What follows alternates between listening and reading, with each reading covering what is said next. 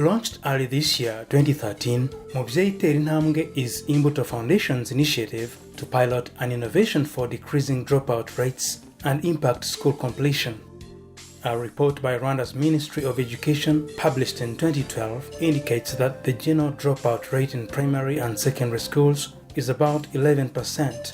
This is unfortunately a phenomenon directly opposed to the principle of education for all enshrined in the World MDGs and Rwanda's determination to become a middle-income country with a knowledge-based economy by 2020. A solution, therefore, has to be found, and Mubyeyi Tera Intambwe initiative stands as one answer. Sponsored by DFID through the Innovation for Education Fund at the Ministry of Education, the project operates in the districts of Gasabo in the capital Kigali, Musanze in the northern province, and Ngororero in western province. Mubyeyi Tera Intambwe, which is literally meant to call upon parents to step in, is an initiative that hinges upon community volunteers called community education workers, an approach that had not been tested in Rwanda but has been inspired by the highly successful counterpart in the health sector, the community health workers. Twagendeye ku bajyanama b'ubuzima ukuntu bakora, ukuntu bafashije ubuzima bw'abaturage muri rusange kuzamuka. Noneho turavuga tutari ko niba mu buzima bikora, kuki tutabigerageza tukabikoreraho, noneho tukagira abajyanama b'uburezi. A person to be recruited as a community education worker must have a minimum of complete secondary education and must be of very good conduct and respected by his or her own community. Community education workers operate closely with parents-teachers associations, PTAs, as well as the education officers at sector and district levels. The CEWs and the PTAs have received training to empower them to fulfill their leading role in addressing school dropout. The training followed specific modules established by Imbuto Foundation with the assistance of Rwanda Education Board, REP. The daily activity of these community education workers involves gathering data on the dropouts in their areas by visiting families and schools in their administrative cells. They then hold meticulous conversations with the children concerned on the one hand and their parents on the other, with the ultimate goal of getting these children back to school. The work of these volunteers is strongly backed up by a series of radio and sometimes TV programs broadcast on a weekly basis on Radio Rwanda and Rwanda Television to create awareness for the project and its intentions. However, the family is sometimes too poor to provide school requirements to their children.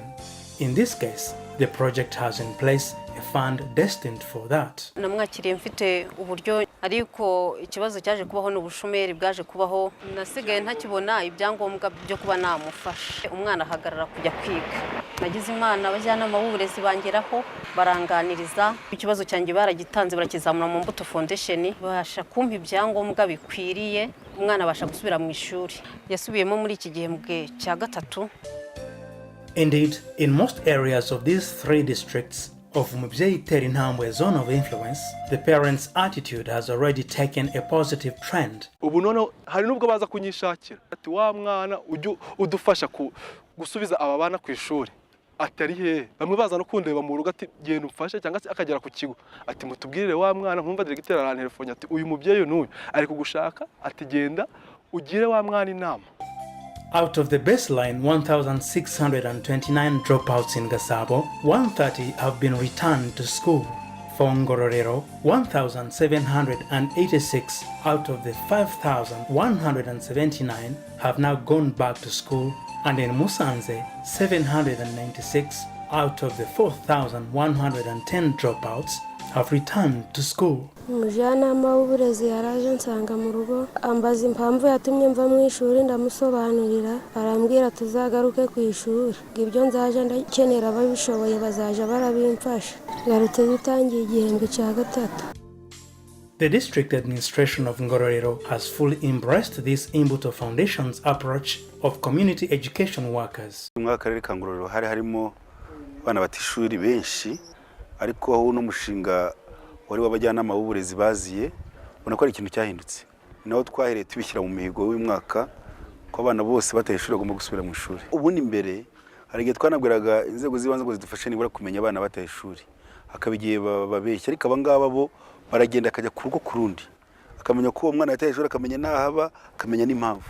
Baraziranye n'abantu baturanye mu kagari kamwe, bakagira inama barazumva ku buryo batuma ubundi abana bavuye mu ishuri basubizamo.